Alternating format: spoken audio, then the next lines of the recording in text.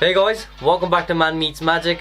My name is Man Meets Singh and this is a deck review for the Anyone Worldwide Souvenir playing cards. Let's get into it. 1, 2, 3, jump!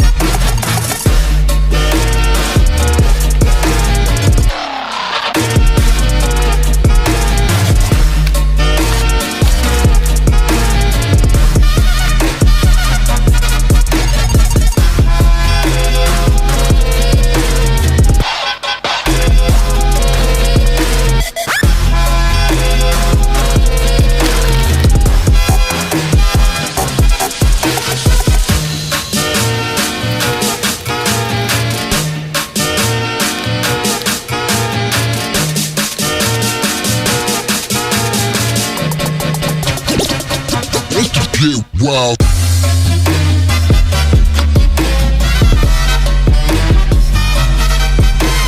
These cards were released by Anyone Worldwide on the 20th of July and this was actually a very limited release of only 400 sets altogether.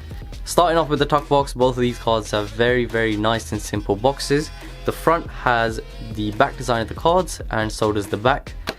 One side says Anyone, the other says Worldwide, and the bottom says Souvenir on both, but EU on the EU playing cards and USA on the USA playing cards. Distributed by Anyone Worldwide, Denmark, made in USA, anyoneworldwide.com. The tongue flap actually has a globe on it, and that's pretty much it for the tuck box. Let's get into the cards. Now before I even open these up, you can actually hear how thin and crushed these are. Let's get into it. Straight out the box you do get 4 extras in each deck, and one of them is actually a very interesting double backer. It's the back design but without the border. You also get an ad card in each deck. It says Souvenir with the EU and US flag on it, super slippery Souvenir playing cards with some more information about Anyone Worldwide and their logo at the bottom. And with it come 2 jokers in each pack. Each joker has a globe on it and a clock telling the same time on every single one of them. In terms of handling, both of these decks have been printed on a crushed stock and an air cushion finish, but the US playing cards have a modern cut and the EU playing cards have a traditional cut. Now even though both of these decks have been printed on a crushed stock, they both feel very different. You see, the US playing cards are actually a little bit more flexible and thinner than the EU cards, and that makes springs and fans and stuff like that absolutely effortless. But there is a little downside to that. I've been using these cards for about 3 days and you can already tell that these are starting to take a certain shape and they're starting to get bent and everything. The EU playing cards actually feel a little bit more sturdier, and I prefer the feel of these compared to the US ones. And it's not because I live in England, it's because I feel like these are gonna last me a little bit longer compared to the others. In terms of aesthetics, both of these cards have a very simple back design, but it's not about the back design, it's the colors rather.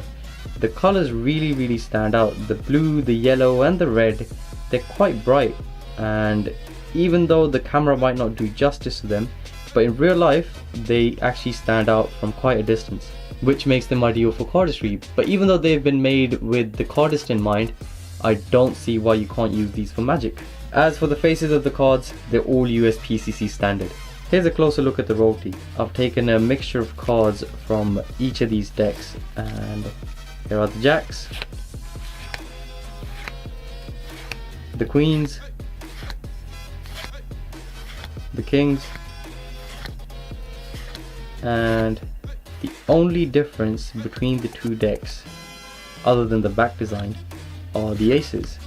The USA ones say USA on the ace of spades, and the EU ones say EU on the ace of spades.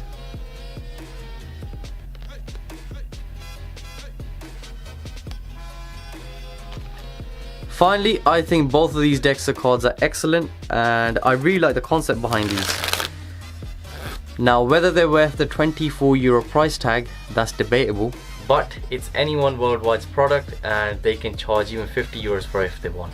However, the worst part was actually the customer service. I placed my order on the 10th of August and it was shipped on the 10th of September, which is pretty terrible. And within that time frame, I sent them 7 emails to try and see where my order was. In all fairness, I think it was maybe 2 weeks later, they did respond to my emails and they said that there's issues with the carrier, and if I gave them my order number, they'd try look into it. However, this was my 4th email and the subject of the email was the order number. And even after that, I sent them loads of messages, but no response. And on top of that, the phone number that they've given doesn't actually work. So, not a very good experience, but I really hope they can change that in the future. I hope you guys enjoyed that video. Let me know what you think in the comment section down below, and if you'd like to collab with me or if you'd like me to review a deck of cards, let me know using the links down below. Thank you very much for watching, and I'll see you in the next one.